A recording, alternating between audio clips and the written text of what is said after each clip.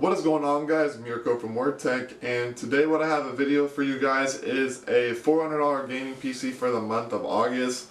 Really, I spent about an hour or two picking out all these parts and configuring about, future expansibility and stuff, and I feel like the build I have for you guys is really nice. It is about $114–$116, but of course $416. But of course you can go around, you can adjust a few things, add a few things, downgrade a few things, all that good stuff. But if you ask me, this build is going to be really nice, especially if you want to play games like Counter-Strike and multiple other games, or even games like GTA 5 or, a lot of the newer games. But you're not going to obviously run these games maxed out. So if you ask me, a lot of these games could be played at medium to high settings at 1080p. Of course, if you do want to, go to like a different higher end graphics card, and stuff, it's all up to you on your budget. That's the thing I like about making these builds, is if you don't like one thing, you can take them out, you can add extra money to see, or all that different stuff. But guys, I'm gonna stop talking, let's get straight into this build. So the heart and soul of the powerhouse build is going to be the AMD FX 6300 at 3.5 gigahertz for a 6-core processor. That's a pretty good deal. As you can notice, that a lot of this stuff is going to be AMD based build. For $100, it's really good for the price. I remember back in 2012 when I was telling people about this, it was around $145. Now it's down over to $100 if you ask me. Really nice price to performance for raw power. Then after that, going on to our motherboard, we are going to have the Gigabyte GA970A. As you can see, for $50, you're not going to expect much for your motherboard, except for the fact that it's going to do all the stuff that you want to do. So as you're going to see along here, you're going to have your 4 DIMM slots, and then after that, you're going to have your PCI port. So obviously with this motherboard, you're not expected to do any sort of crossfire SLI configurations. We do have our onboard audio. We have some USB ports, USB 3.0. Then after that, gigabit Ethernet LAN ports and a couple other ports. And then after that, as you can see, like I said before, we have PCIe Express 2.0. And then after that, our DIMM slots. We have 4 DIMM slots, so we do have expansibility. And you're gonna see what I'm talking about when I compare for the RAM. So for the RAM, I have a one stick of 8 gigabytes, 1866 megahertz of Crucial Ballistic Sport. For $31, this is pretty damn good stick of RAM if you ask me. Now, some people will be asking, why go with one stick of RAM instead of the 2 4 gigabyte sticks for 8 gigabytes? Well, if you ask me, if you were in my case a long time ago when you had your single stick of 8 gigabyte, you were thinking to yourself, hey, maybe I'm gonna upgrade later on, so why not have that expansibility? Or it's not really future proofing by having the expansibility. And well, that's what I did, and after that I ended up getting a second stick of 8 gigabyte RAM to make 16. And you never know, the RAM prices are going so down. I remember when I first built my PC, 8 gigabyte stick, a single stick, was still $50, and now we're at $31. Especially with DDR4 memory coming out. The DDR3 is just going to keep going down, and with 1866, that's a pretty decent speed if you ask me for this build. And then after that, people are going to ask for our hard drive to go either between Western Digital Caviar Blue or Seagate. If you ask me, they're the same thing, except the Western Digital is like about $5 or more, and they are both 7200 RPM drives. And you're not going to get a 10,100 RPM drive. There isn't that big of a difference anyways. But with this build, for $50 for 1 terabyte, that is a pretty decent. And Seagate is a very nice, reputable brand if you were to ask me. So, the 1 terabyte is going to be for your OS. It's going to be for all your games and stuff. And 1 terabyte, if you ask me, is good enough. I don't even use more than 1 terabyte, but also I don't keep all my games installed at once. Now, some of you guys may be wondering about an SSD or something. Well, if you guys have the money to spend, I would highly suggest getting an SSD. And I mean, look at these prices, $63 for a stick of, or for 240 gigabytes of Kingston V300 series. That's really good SSD if you ask me. I think it's around 500 or so read and write on both ends. So this would be a really nice internal piece if you could get for it. $60, it could cost you a brand new title off of Steam or whatever. But if you ask me, or even go with a 120 gigabyte, just something to boot out for your SSD. You can set your OS on it, a couple other things, and you'll still have some memory left over. What I normally do is I still only have 120 gigabytes on my build.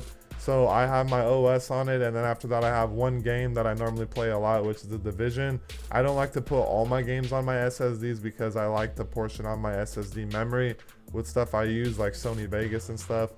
But yeah, if you guys do have the money, I would highly suggest just going along and buying an SSD. Moving on to our graphics card, the Asus Radeon R7 370 is something that I chose for and went for.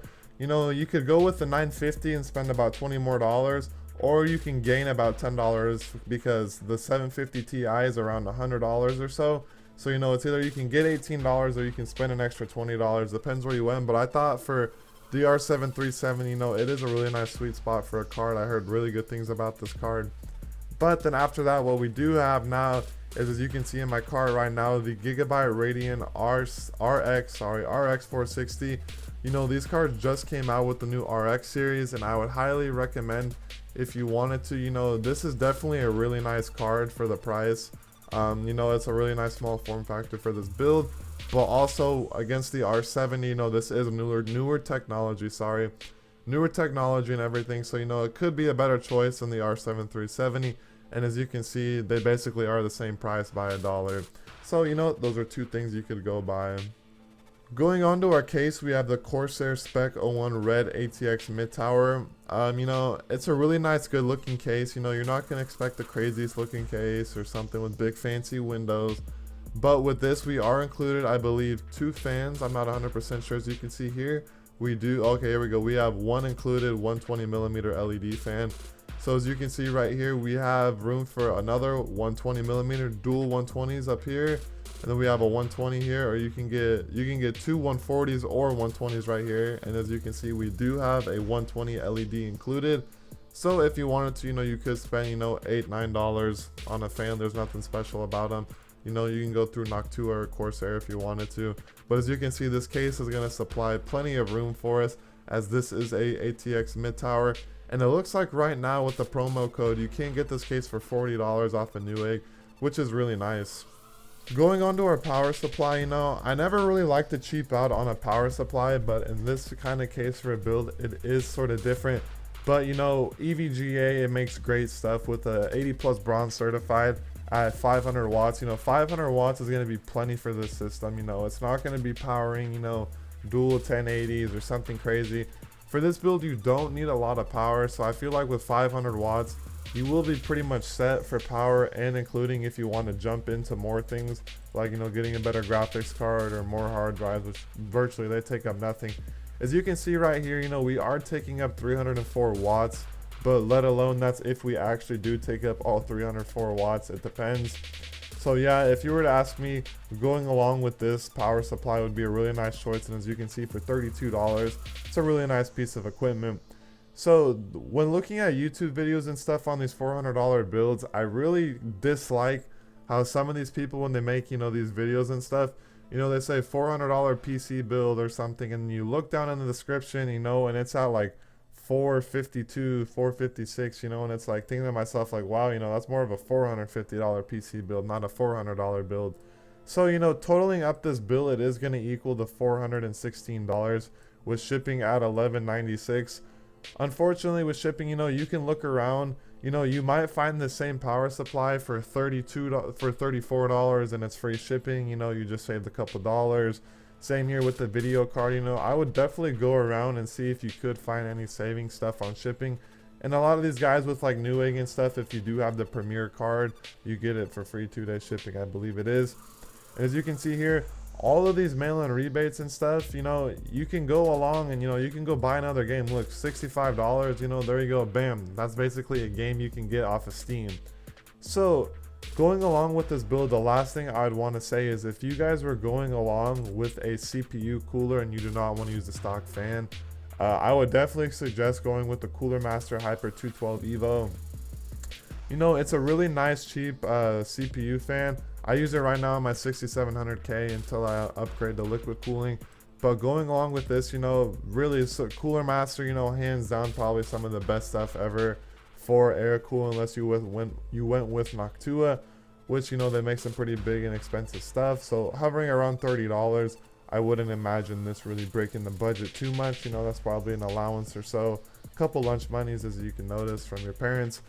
But anyways, that is going to be it. Oh, and for operating system, get Windows 10. I'm telling you, get a copy right now, save it on your hard drive, and just keep it, because you never know.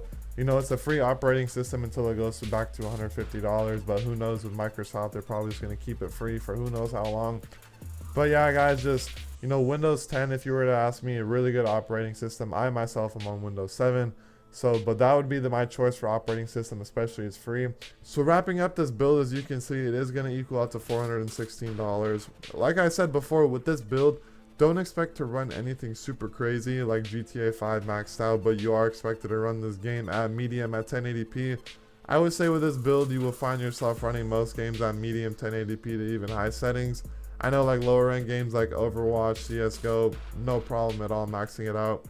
And the reason why I went with this FX 6300 also in addition to that is that if you were to do any kind of video editing, you're going to have no problem at all with that 6 core. You know, a lot of those guys like Sony Vegas and stuff, they're going to use all 6 cores to just, you know, just ram through editing and stuff, which is a really nice feature. But yeah, guys, if you guys enjoyed this build video, leave a like below. I will put the link for the PC part picker down below, and let me know what other kind of builds you guys want to see. Thank you.